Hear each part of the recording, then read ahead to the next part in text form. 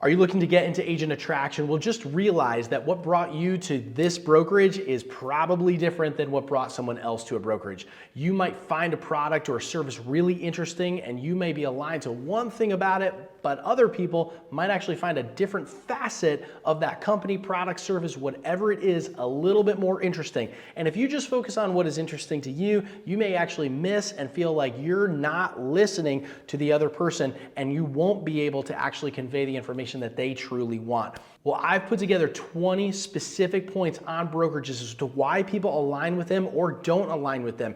Use these 20 areas as ways that you can help yourself listen better to others and then have talking points in regards to each one of those areas, as you may actually end up attracting an agent to your organization because you decided to listen in that one particular area. If you're a brand new real estate agent, maybe you haven't even passed your class yet, you're gonna have to align with a brokerage sooner or later so that you can start selling real estate. Well, before you sign up with anyone, I don't care if they're your friend, it's your mom who owns the brokerage, it doesn't matter.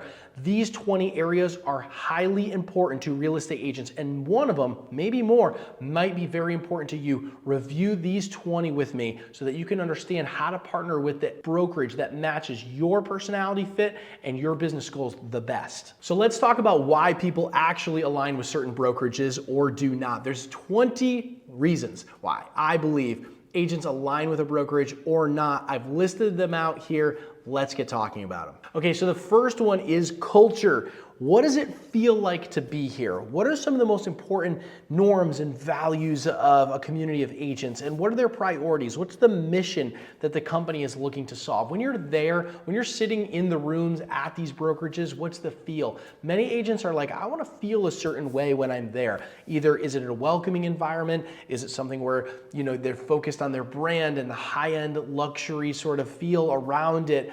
Is it an in-office environment? Is it not an in-office? What is the culture surrounding it? That is super important to many agents. You're going to want to focus on asking the questions, what's the culture like where you're at, and what kind of culture would you like to be a part of? Let's talk community. Who's to my left and who is to my right? What is it like when you're in the organization? Are there producers that are alongside of you? Is this very much a sort of mom and pop shop where, agents kind of do real estate on the side, or you might have one or two larger producers? What does it feel like to be in the organization? Is the culture? Who is to my left and to my right is really a part of the community. What is the community like? Do they share? Are they collaborative? Are they very staunch in some of their approaches? Do they like to share? Do they not like to share? Do they have a common goal or alignment? What are the get-togethers like? Do you see people often? Do you not see people often? Making sure that you have a great community alongside of you as you decide to start selling real estate is very important. And many real estate agents actually have a community at their existing brokerage, and they're either fond of it or not fond of it, and they may decide to stay or leave depending on how strong it actually is there. Trainings are another really important part of deciding which brokerage to be a part of. Some brokerages provide a plethora of trainings and are known for their trainings. They have in-field trainings, at the office trainings, their agents teach their trainings, their brokers teach their trainings. They may have trainings that are provided by the larger brokerage and are available either at events, in person. They might have them on video libraries or streaming constantly. There's lots of different opportunities for training in the real estate industry. What does this brokerage provide for you is very important. And to understand that, we need to ask the questions, what does the organization provide to its agents? Security is also very important to some agents. Some agents want to know that they're a part of a brokerage which is not going to go away anytime soon. For some people, it's not an important factor. They don't really care where they align. They just want to know what's my paycheck at the end of the day. But for some individuals, they're looking to see what are the earnings that are coming into this company. Are they strong? Is this company going to be around for not only the next year or two, but in the next 10 years, will it be around? Am I going to have to make a move later on? The reason for this is a concern for stability. I don't want to put all of this money and time into building a business alongside of another brokerage operation when all of a sudden I decide, oh my goodness, this business is not going to be here in a while. It has an unstable environment, and then it falls away after years. This is one reason why many agents decide not to affiliate with smaller independent brokerages, because they fear that if perhaps a broker owner leaves or sells the business or gets disinterested, sells off the business to a larger brokerage, that their business may change quickly and them not have a lot of control around it. Let's talk brand. Some people are very obsessed with the brands that they're a part of. They are obsessed about the brands they put on for their clothes, for their computers, whatever it is. Well, brands in real estate, it's the same kind of thing. What agents are really doing is they're looking at something that they can be affiliated with and feel like it's a larger organization that helps support their business and aligns with their ideology. And in reality, a huge misconception has been placed upon the agent population in that the brand actually helps them sell the real estate. I've been selling real estate for over 10 years. I've never had any of the CEOs personally help me sell a house. I've never had the brand itself personally help me sell a house. And I've really actually never had anyone say, well, I don't want to work with you because of your brand. In reality, it has everything to do with the agent and what they've established for themselves in order to sell. However, brand itself may be important for an agent because they want to know that something is going to be there and it relates to security in a long-term sort of environment, and they want to know, does that brand make me feel good and can I align with it going into the future? Branding also has to do with your own personal branding. What does that brand say about you is important, but also can I have my own personal brand inside of that larger brand? For example, if I'm at eXp Realty, can I also have the Brook Team brand inside of that? That can be extremely crucial to agents who have built larger organizations like major teams, because they also believe that they're running their own operation, their own business inside of a larger business. Does the brand allow for personal branding inside of the larger organization? Meaning, if I'm at eXp Realty, can I also run David Brook or whatever brands that I create inside of that larger brand? Each larger organization's take on that personal branding can be actually very important to agents, especially those who have created large organizations who want to align those smaller organizations inside the larger one. So when you're talking with real estate agents who have these brands that they want to bring in, or you yourself are looking to start something inside of the larger brand, it's very important to interview brokerages and ask the question on their opinions, takes, protocols, procedures around personal branding inside of the larger brand.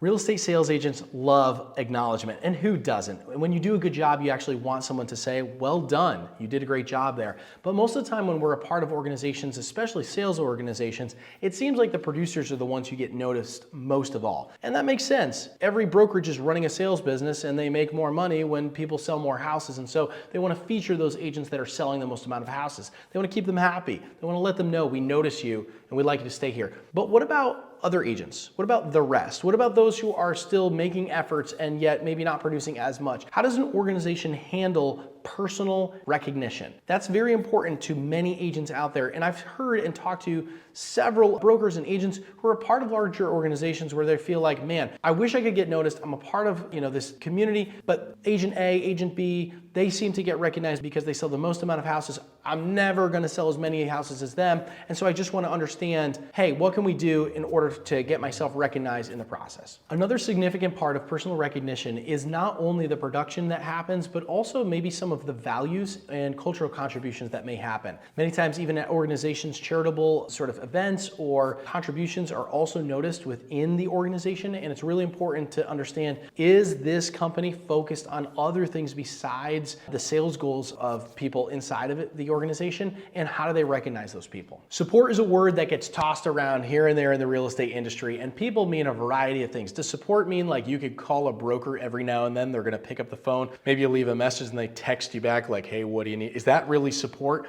Is support when I get a listing, I can put it into a system and like someone will let me know if it's compliant or not?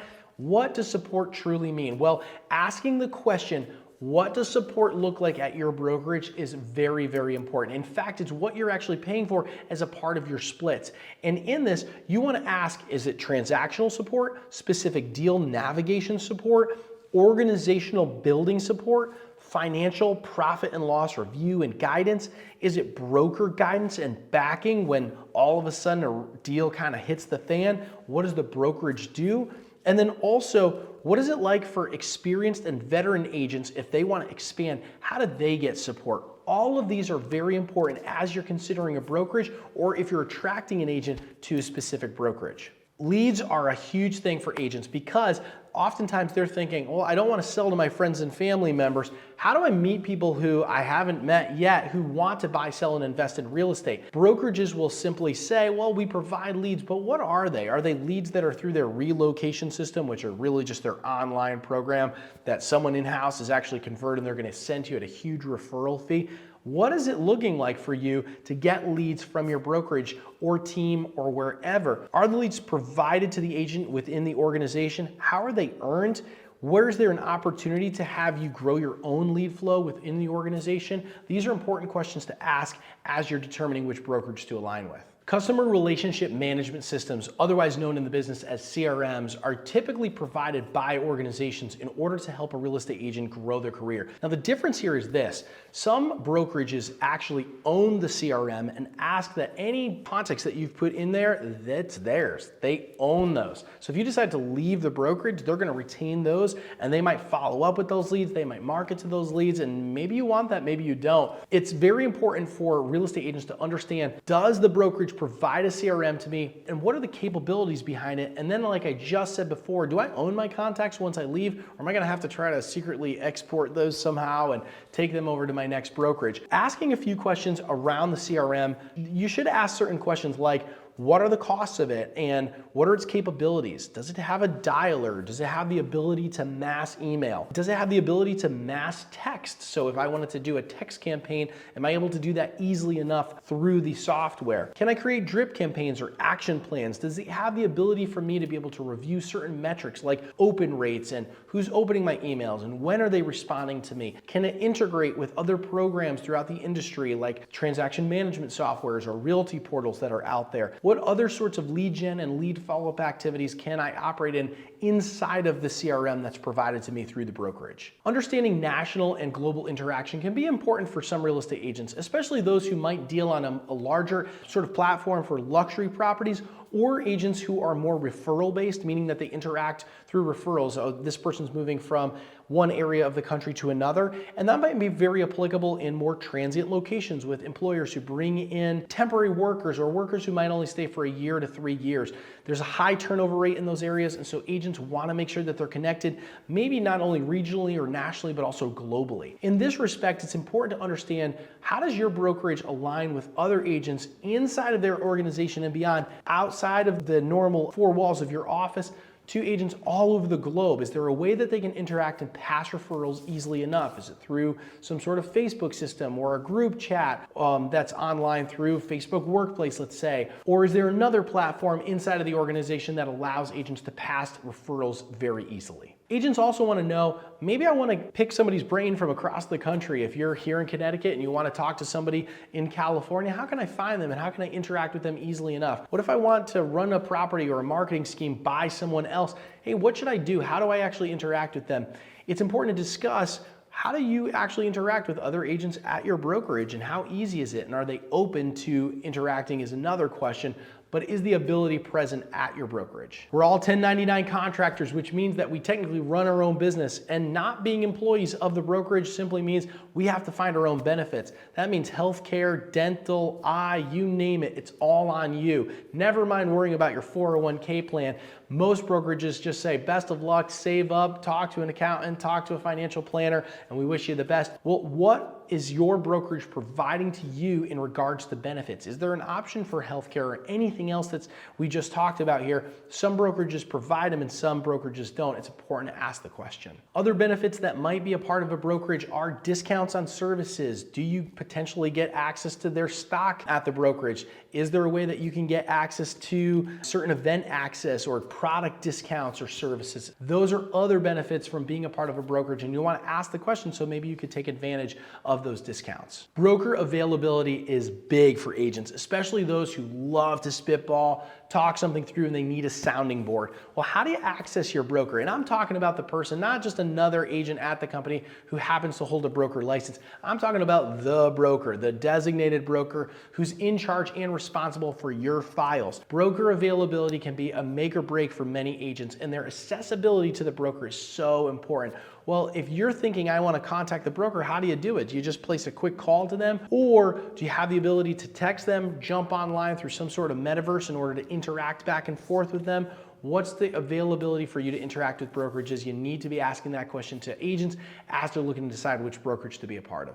You know, it's funny enough, most people don't talk about money or finances, but those brokerages that are actually publicly traded have to. They're required to have open books as they get onto stock exchange, but some brokerages are still privately held. And if they're privately held, they don't need to disclose their books, in which case sometimes practices that are not so great can happen there. And sometimes company transparency can actually be a very big factor in having an agent choose to align with a brokerage or not. Ask your brokerage, what's your company's policy on transparency, not only regarding their financials, but also debt, along with their agent recruiting, their practices behind that, etc. That could be a huge make or break for many real estate agents. Well, an organization is nothing without systems. Systems actually allow businesses to scale. It means that some process is done the same exact way every single time someone's involved in one part of a process or a computer does another step in the process, as well as incorporating other programs like something that's proprietary, which a company's designed as their own system for handling transaction management or property showings, etc. Asking what systems are in place for an organization is very important, because as part of what you pay for to be a part of that organization, that's what goes towards paying for some of these larger systems, like sometimes it's CRMs or property showing systems, or it might have to do with onboarding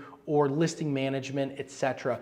Asking what systems they have in place is very important, aside from the CRM that a company has. Office space can be very instrumental for an agent's growth. Many times at getting started as a real estate agent, you want a space to go outside of your own home that you can interact with other real estate agents and just have a conversation as to how their business is going, or spitball, or sounding board for ideas as you continue to grow your career. For other agents, it's not a big deal at all. They'd prefer to stay at home or be able to meet through some sort of digital platform where they can have conversations with agents if they need to, when they need to. Being a part of an office space can also open you up to having those time vampires, those agents who just want to talk and you don't want to talk, get involved with your day, and then all of a sudden your time gets sapped away. So there's pros and cons to being in an office, but having an office space availability for yourself or even for clients can be very important to some real estate agents. Asking the brokerage what their office space is like is very important. Just as the world is changing around us, ask about the digital footprint and the brick and mortar footprint for each brokerage when it comes to their office space. Another important thing to ask about when reviewing office space is, where's my place in the office? Do I get my own specific desk? What are the hours for the office? How do I access the office? Is there a monthly cost? Is there a way to upgrade my own office space? All of those are important, especially when you're looking to understand which brokerage you should align with. All of these are important to understand, especially when you're recruiting an agent, in order for them to understand, do I actually use my office space, or is it really just something that I'm paying for and I don't really need access to? Without leadership, an organization goes nowhere. And understanding who is leading the ship is extremely important when understanding what organization I'm going to align with. Now, this should be important for all real estate agents. You want to look to see what the leaders are saying about the company and what their mission is and where they're looking to take the company, to really understand where that organization is going to be in the next 1, 3, and 5 years, if not beyond. Many times, real estate agents are just looking to get their real estate license and start selling deals.